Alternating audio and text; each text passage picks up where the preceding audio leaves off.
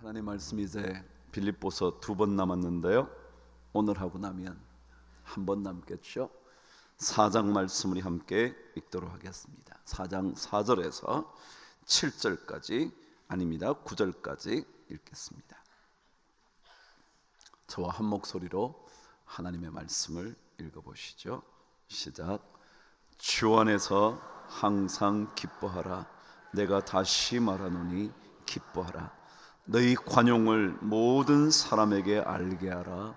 주께서 가까우시니라. 아무것도 염려하지 말고 다만 모든 일에 기도와 간구로 너희 구할 것을 감사함으로 하나님께 아뢰라. 그리하면 모든 지각에 뛰어난 하나님의 평강이 그리스도 예수 안에서 너희 마음과 생각을 지키시리라. 끝으로 형제들아, 무엇에든지 참되며 무엇에든지 경건하며 무엇에든지 옳으며 무엇에든지 정결하며 무엇에든지 사랑받을 만하며 무엇에든지 칭찬받을 만하며 무슨 덕이 있든지 무슨 기림이 있든지 이것들을 생각하라. 너희는 내게 배우고 받고 듣고 본 바를 행하라. 그리하면 평강의 하나님이 너희와 함께 계시리라. 아멘. 여러분, 사도 바울이 왜 자꾸 기뻐하라고 그러는 걸까요? 왜 빌립보 교인들에게 기뻐하라고 말하는 걸까요? 어쩌면 그들의 영적인 아버지를 감옥에 보내놓은 그들의 마음속이 여러 생각이 많았을 거예요. 근심도 많았을지 모르고요, 어쩌면 우리의 삶도 저렇게 갇히게 되지는 않을까, 두려움도 있었을 거예요. 어쩌면 그것 때문에 복음에 관하여 복음을 전하는 일에 점점 더 뒷발을 빼지는 않을까 생각이 들었을지도 몰라요. 그래서 계속해서 사도 바울은 감옥에서 빌립보 교인들을 향하여 기뻐하라고 라고 말씀하고 계신 것 아닐지 모르겠습니다. 여러분, 복음이라는 것은요, 기쁨의 메시지라는 뜻 아닙니까? 기쁨의 메시지요. 나를 죄에서 건져주신 구원의 하나님을 만나게 되는 기쁨의 메시지요. 그 구원이 우리의 삶을 새롭게 살게 하는, 그래서 옛적 삶과는 다른 인생을 걷게 하는, 그래서 내 삶 속에 새로운 기쁨이 일어나게 되는 그런 메시지가 복음 아니냐고요. 복음이라는 자체가 기쁨의 소식인데, 이 기쁨을 잃어버린다면 복음을 잃어버린 것과 다름없지 않겠냐고요. 부활하신 주님께서 제자들에게 평안하냐? 라고 물으셨어요. 근데요, 그 말 뜻이 오늘 본문에 나온 기뻐하라는 낱말과 똑같은 거예요. 너희들 기쁘냐? 기쁨이 있냐? 지금 예수 그리스도가 죽음에서 나오셨는지 나오시지 못했는지 알지 못하고 있는 제자들에게, 두려워하고 있는 제자들에게 너 마음속에 기쁨이 있냐? 주님이 물으신 거예요. 기쁨이 있냐? 두렵죠? 이제 어쩌면 자기들도 예수님처럼 잡혀서 생명을 잃을지도 모를 것이라는 생각의 두려움, 그곳에 갇혀 있을 때 주님이 묻는 거예요. 너 마음속에 기쁨이 있냐? 여러분, 혹시 이 시간 주님께서 여러분에게 물으신다면 뭐라고 대답하실래요? 혹시 지금 마음속에, 가정 속에, 내 삶 속에 어려움이 가득한데 그때 주님 오셔서, 지금 오셔서 너 마음속에 기쁨이 있니? 라고 물으신다면 여러분 어떻게 대답하실래요? 주님은 계속해서 기뻐하라. 내가 항상 말하노니 기뻐하라. 마태복음 산상수훈의 팔복의 이야기를 읽으면 그 마지막이 너희가 나 때문에, 예수 믿는 일 때문에 나로 말미암아 박해를 받고 고난을 받고 거짓말을 수없이 듣게 될 때에 기뻐하고 즐거워하라. 그게 마지막 복입니다. 기뻐하고 즐거워하라. 하늘의 상이 크다고. 그 주님의 마지막 이야기의 핵심이 기뻐하고 즐거워하라고. 그럼 기뻐하는 은혜가 꼭 있게 되기를 바랍니다. 그런데 성경은 우리 인간이 늘 기쁠 수 있을 가능성이 없다는 거죠. 그렇지 않나요? 우리 삶이 그런 거 아니겠냐고요. 이런 일을 만나면요 즐겁기도 하다가 어떨 땐 또 막 마음이 가라앉는 그런 때가 있지 않냐고요. 그래서 주님이 기뻐하라고 바울을 통하여 말씀하시면서 이 말을 덧붙인 거예요. 4절 저와 함께 읽어볼게요. 시작. 주 안에서 항상 기뻐하라. 내가 다시 말하노니 기뻐하라. 어디 안에서 기뻐하래요? 주 안에서 기뻐하라는 거예요. 그럼 사도 바울의 신학에서 가장 중요한 신학 중에 하나가 뭐냐면요, 주 안에서 엔 크리스토라는 단어입니다. 헬라어의 엔 크리스토는 in Christ, 예수 안에서라는 겁니다. 사도 바울이 끊임없이 강조하고 있는 신학적인 용어 중에 하나가 예수 안에서라는 말입니다. 여러분, in, 어디 안에. 그런데요, 이 전치사는요 참 독특한 전치사라는 거예요. 왜냐하면 우리는 in 그러면 그냥 안에라는 말만 알고 있잖아요, 일반적으로요. 그런데 이 단어는 너무너무 폭넓은 단어인 거예요. 그래서 이 단어가 나올 때마다 어떻게 번역을 해야 할까 주석가들이 머리를 쥐어짠다는 거예요. 왜냐하면 하도 다양한 뜻이 있어요. 그런데 그 중에 제가 중요한 뜻 알려드릴게요. 물론 안에라는 말이요, 근데 영어로요 in이라는 또 다른 뜻은요 시간적으로 얘기하면 후에 그런 뜻이에요. In 3 days 그러면요 3일 후에 그런 뜻이에요. 후에라는 뜻이 나중에라는 뜻이 있어요. 그런 것처럼 in의 뜻이 너무 많은데 그 중에 중요한 뜻이 뭐냐면요, in이라는 뜻이 첫 번째 중요한 뜻이요, 무엇을 인하여 라는 뜻입니다. 그럼 해석을 한번 해볼래요? 주 안에서 항상 기뻐하라. 시작. 주님을 인하여 항상 기뻐하라. 주님을 인하여가 어렵다면 제가 쉬운 말로 누구누구 무엇 때문에 그렇게 되겠습니다. 뭐라고요? 그럼 다시 한번 해갈까요? 주님 때문에 항상 기뻐하라.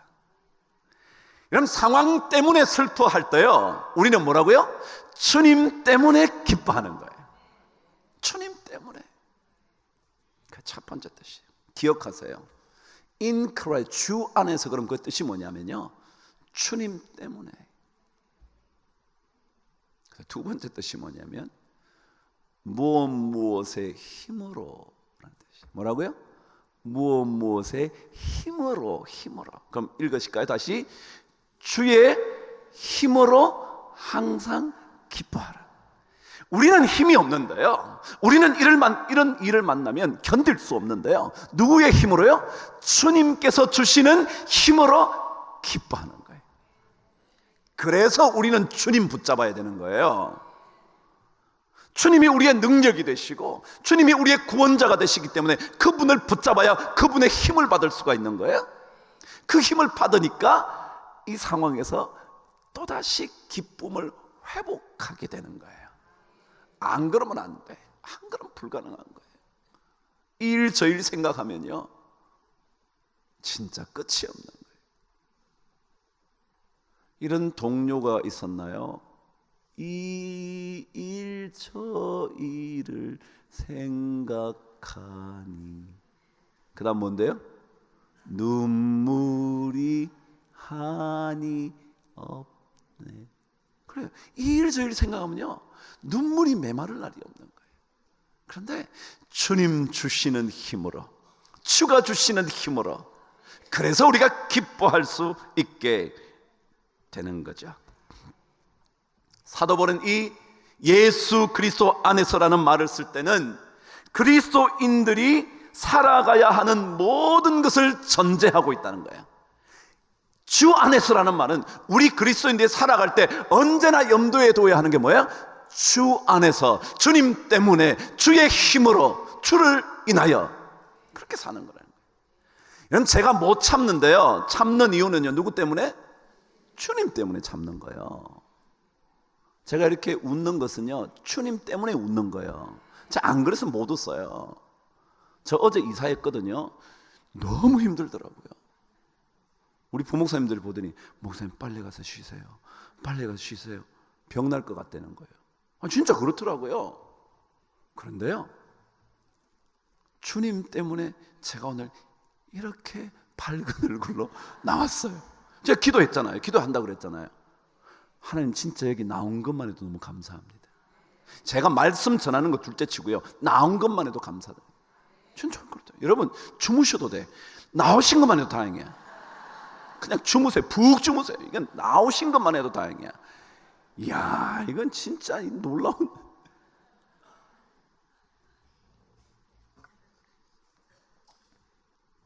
그렇다면 여러분 왜 우리는 기뻐하지 못하는 걸까요? 자, 첫 번째 이야기와 말씀과 연결시키면 우리는 누구를 제대로 못 덧입어서 못 기뻐한다고요? 주님을 제대로 못 덧입어서, 주님의 옷으로 갈아입지를 못해서 뭐하지 못한다고요? 기뻐하지 못하는 거예요. 그러니까 결국은요 이 모든 말씀의 핵심은 뭐냐면 여러분과 제가 하나님과 주님과 관계가 얼마나 밀착되어 있는가에 따라 기쁨이 있냐 없냐가 결정된다는 거예요. 주님을 열심히 붙드는 사람은요 주의 힘을 공급받아 기쁨을 얻고요, 주님과 관계가 별로 없으면요 세상의 관계가 많으면 염려와 근심 때문에 훨씬 더 우리 삶은 불행하다고 생각되는 거예요. 그러니까 결론은 났어요. 주님 때문에 행복하든지 주님 없어서 불행하든지 주님 때문에 기뻐하든지 주님 못 만나서 기쁨을 상실하고 슬픔 속에 있든지 그렇다는 거예요. 근데 오늘 성경은 그것을 조금 더 설명을 합니다. 그걸 한번 들어보시죠. 오늘 말씀 5절 말씀 읽겠습니다. 시작. 너희 관용을 모든 사람에게 알게 하라. 주께서 가까우시니라. 뭔 말 같아요? 여러분 한번 보세요. 제가 그러잖아요. 성경이요 하나님의 말씀이 지 맘대로 쓰였을까요? 아니요. 성경에는요 하나님이 어떤 하나님이라고 하냐면 질서의 하나님이라고 그래요. 창조도 얼마나 질서를 갖고 있는지 모른다고요. 그러니까 질서 있는 하나님께서 아무렇게나 말씀하실 리는 없을 거라고요. 자, 주 안에서 기뻐하라. 내가 다시 말하노니 기뻐하라 라고 말씀하신 다음에 뭐라 그러냐면 너희 관용을 모든 사람에게 알게 하라. 주께서 가까우시니라 그랬어요. 무슨 얘기냐면요 기쁨을 누리지 못하는 이유 중에 하나가요 우리 마음 안에 관용이 없어서 그렇다. 관용이 뭐냐면 관대하며 넓은 마음이요. 그러니까 넓은 마음이 사라지고 나면 뭐가 없어진다고요?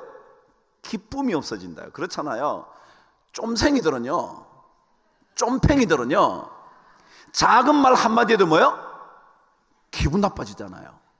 근데 마음이 널찍한 사람은요 무슨 말을 해도 그러지 않나요 여러분? 왜 관용을 모든 사람에게 보이라 그러냐면요 마음이 좁아지고 나면요 사람들과의 관계에서 기쁨이라는 게 생겨날 수가 없다는 거예요. 자식을 봐도 기분이 나쁜 거예요. 부인을 봐도 괜히 기분 나쁜 거예요. 평소에도 잘 인사 안 하는데 어느 날 지가 마음이 좁아지면요 자식이 인사 안 하는 게 기분 나쁜 거예요. 그냥 공부하나 보다 아니면 못 들었나 보다 그러면 되는데요 괜히 이게 그러는 거예요. 무엇 때문에요? 내 마음이 좁아져서. 그래서 관용을 모든 사람에게 알게 하라. 그냥 기쁨이 없는 이유는요, 마음이 좀 넓지 못해서 그래요. 저는 우리 모든 성도들이 널찍한 마음으로 살게 되기를 바랍니다. 그래서 누가 뭐라 그래도요, 어떤 일이 생겨도요, 넓은 마음으로 이해 한번 해보세요. 그럴 수 있겠지 뭐. 그럴 수도 있지 뭐. 사람이라는 게 어디 완벽하겠어? 그럴 수도 있겠지 뭐. 넓은 마음이요.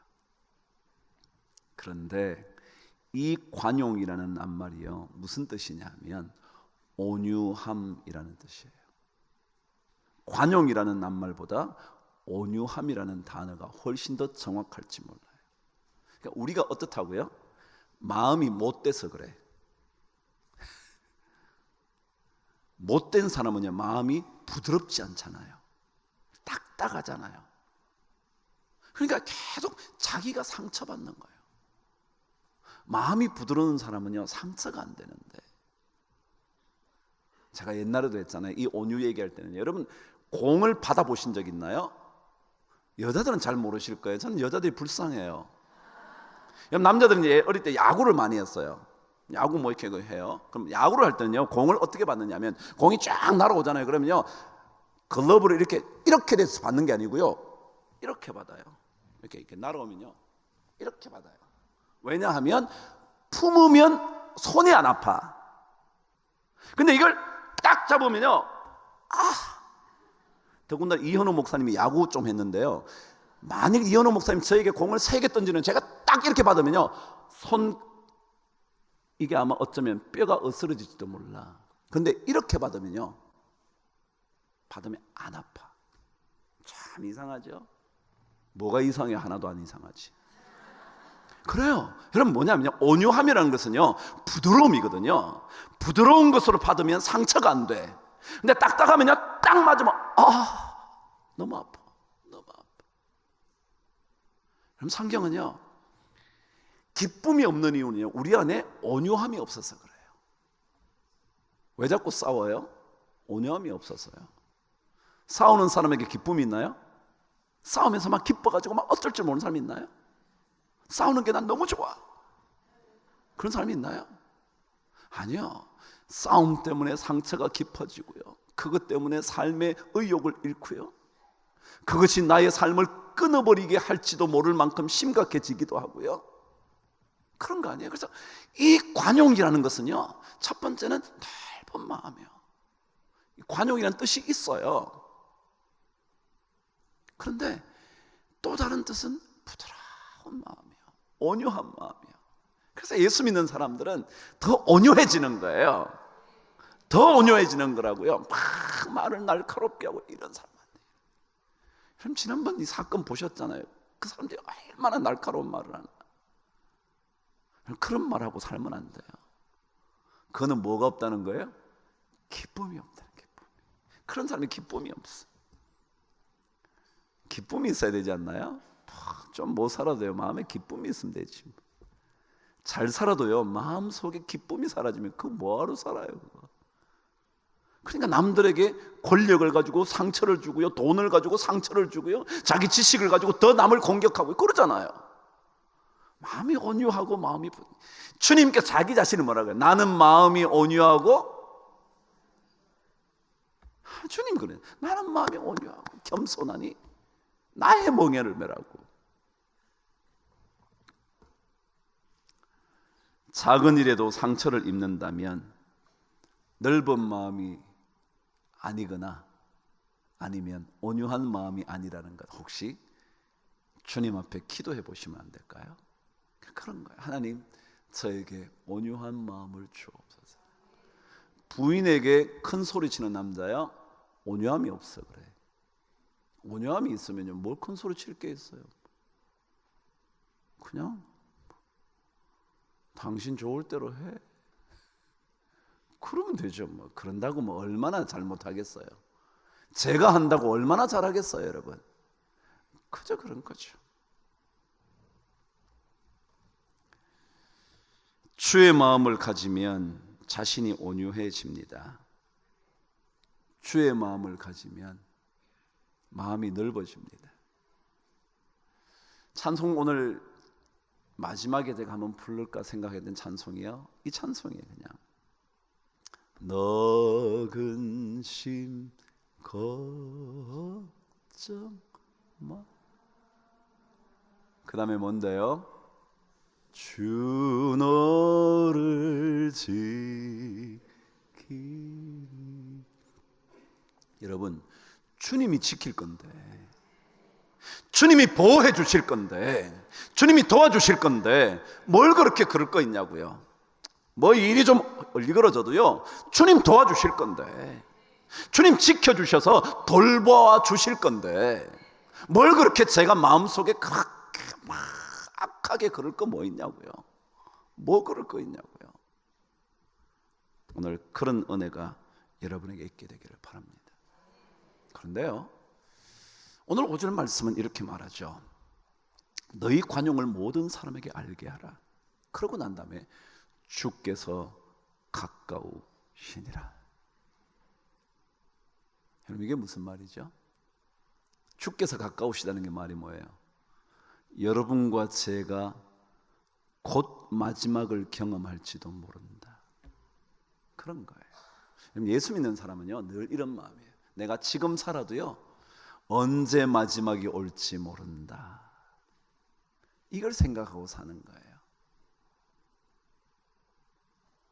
세상 사람들도요 요즘 유행했던 한 단어가 있었어요. 메멘토 모리라는 단어예요. 그게 뭐냐면 죽음을 생각해라 라는 거예요. 죽음을 생각해라. 아무리 잘 나가도요 조금 지나면 끝일지 몰라, 그거예요. 주님 가깝다는 게, 주님 만나는 게 뭐예요? 우리 마지막 되는 거 아니에요.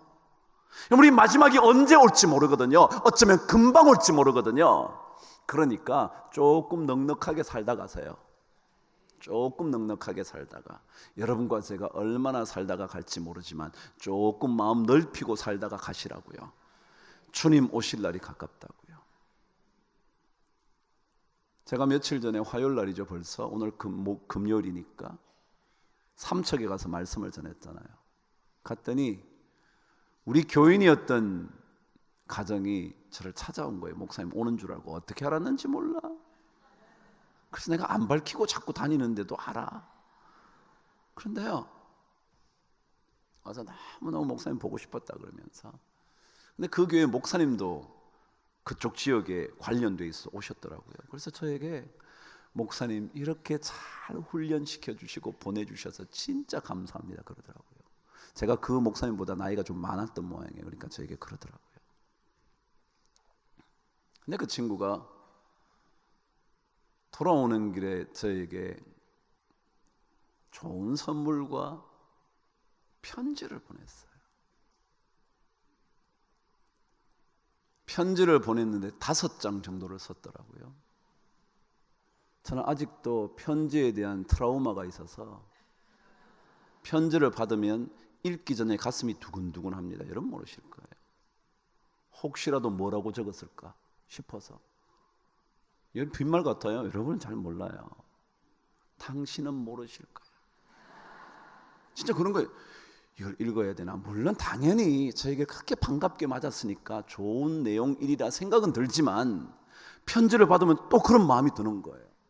그런데 그 편지를 읽어보니까 무슨 내용이 많이 담겨져 있냐면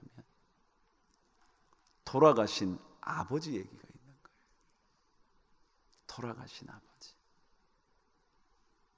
돌아가신 아버님이 목사님을 얼마나 사랑했는지, 그런 얘기와 함께 자기들이 아버지에게서 받은 좋은 영향을 적어 놓은 거예요. 아버지가 그립다는 거죠. 여러분, 우리 얼마 살다가 갈 건데요, 주님께서 가까우신데요, 조금 더 넉넉하게 살다 가십시다. 웬만하면요 좀 웃어 넘겨주세요. 뭐 별거 아닌데. 그렇게 살면 참 좋지 않겠나. 두 번째 기뻐하지 못하는 이유가 또 적혀 있어요. 6절 저와 함께 읽습니다. 시작. 아무것도 염려하지 말고 다만 모든 일에 기도와 간구로 너희 구할 것을 감사함으로 하나님께 아뢰라 그랬어요. 아무것도 염려하지 말고, 제가 그랬잖아요. 왜 기뻐하라는 이야기 뒤에 관용이라는 얘기를 하고 염려하지 말라는 얘기를 하냐? 그러면요, 기뻐하지 못하는 또 다른 이유가 있대. 뭐라고요? 아니, 잘하시네. 이제 성경 해석을 다 하시네요. 그래요. 왜 기뻐하지 못하느냐면요, 내 마음에 뭐가 많아서? 염려가 많아서. 당연하죠. 뭐 염려가 많은데 기쁨이 있나요? 이것도 근심이고요, 저것도 근심이고요, 저 생각만 해도 머리가 아프고요, 이 일만 닥쳐도 가슴이 두근두근 거리는데 기쁨이 있겠냐고요. 어떻게 그게 있겠냐고.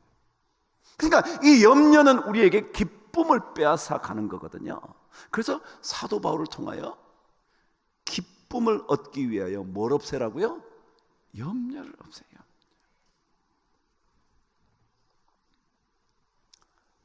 근데 이 염려는요, 왜 생기느냐 하면, 내가 다 할 수 있을 것처럼 생각하는 사람은 염려가 많아요. 누가 할 줄 안다고요?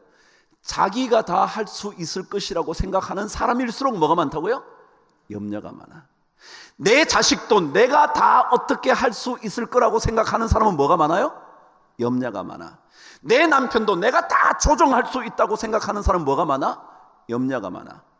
부인도 다 내 말 듣고 살아야 된다고 생각하는 사람은 뭐가 많아요? 염려가 많아. 근데 내가 다 할 수 없다고 생각하면 조금 염려로부터 떠나요. 내가 다 할 수 있는 게 아니지. 내가 다 할 수 있는 게 아니지.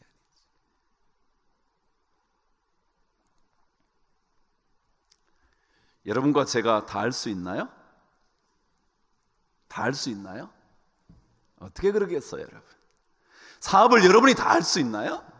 어떤 사람은 열심히 하면 된다 그러죠. 아이, 제가 늘 좋아하는 말, 운칠기삼. 운이 7이고요, 기술이 3이에요. 기술이. 그게 고수톱의 명언이라는 거 아니에요. 고수톱은 운이 7이고요, 기술 좋은 게 3이래잖아. 그런데 우리가 다 할 수 있을 것처럼 생각할수록 뭐가 와요? 염려가 찾아와. 그래서 우리는 자꾸 누구를 신뢰하느냐면 하나님을 신뢰하는 거예요. 하나님을 믿는 거예요. 어제 말씀 기억 안 나나요? 아무리 많은 정보를 줘도 우리의 선택의 결정은요 17% 정도밖에 안 맞다고. 나머지는 누구의 영역이라고요? 하나님의 영역이라고요. 그분께 맡기는 거예요. 자꾸 맡기는 거예요. 의지하세, 의지하세, 주 의지하세. 그 다음에 먼저 아세요, 여러분? 구하시네, 구하. 여러분, 우리가 주님께 의지하면요 누가 구해요? 하나님이 구해요. 믿음이 그런 거예요. 염려하기보다, 내가 다 할 수 있다고 생각하기보다 하나님께 의지하고 맡기면요 그분이 구해주시는 거예요. 그분이 건져주시는 거예요. 그런 사람은 염려가 별로 없어. 그러다 보니까 뭐가 있어요? 내 마음에 기쁨이 있어. 자, 여러분과 제가 좀 그렇게 되면 좋겠어요. 예수 왜 믿냐고요? 예수 믿는 것은 주님께 자꾸 신뢰하는.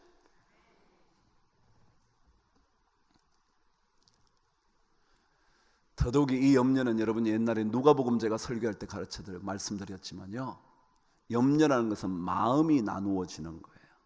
마음이 나누어진다고.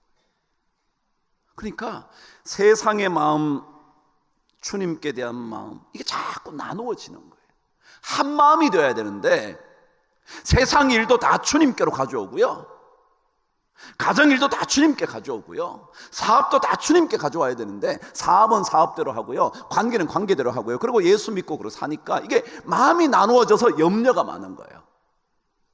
그냥 주님께 다 맡기는 거예요. 열심히 하는 것, 제가 늘 강조하잖아요. 열심히 제발 하시라. 열심히 하시라. 열심히 하시되 모든 것 주께 맡겨라.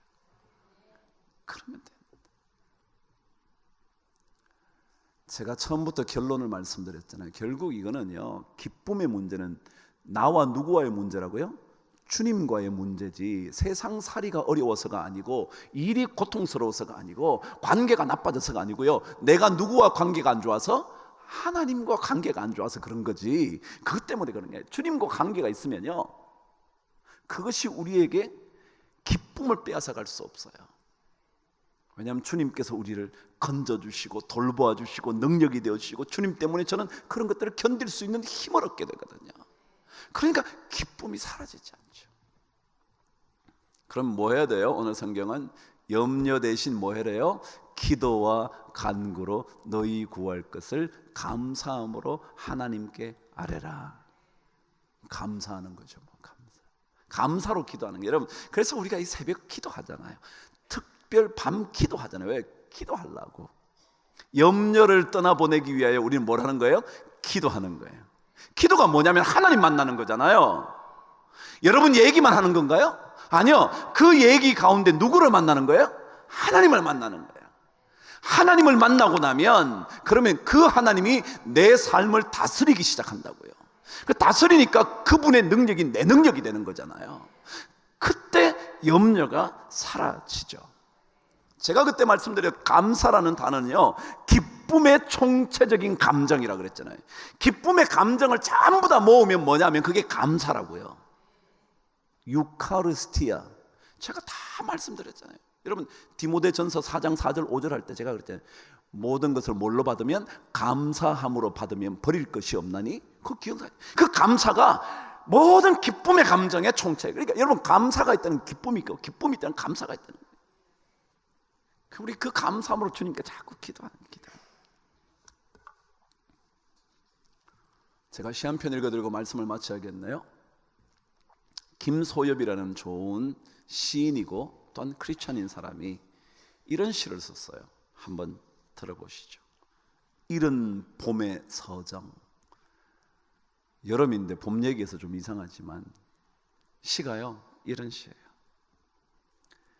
눈 속에서도 봄의 씨앗은 움트고 얼음장 속에서도 맑은 물은 흐르나니, 마른 나무 껍질 속에서도 수액은 흐르고 하나님의 역사는 죽음 속에서도 생명을 건져 올리나니, 시린 겨울밤에도 사랑의 운동은 계속되거늘 인생은 겨울을 참아내어 봄 강물에 배를 띄우는 일.